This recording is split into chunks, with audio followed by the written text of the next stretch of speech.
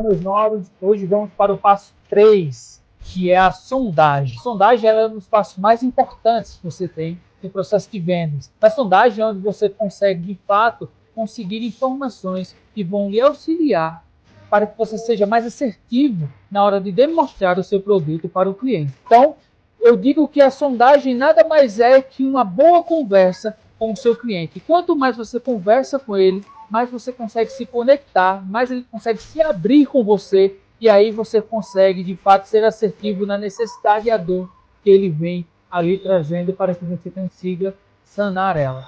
Então, meus amigos, a sondagem, ela nada mais é que um bom bate-papo. Converse com o seu cliente, entenda o seu cliente.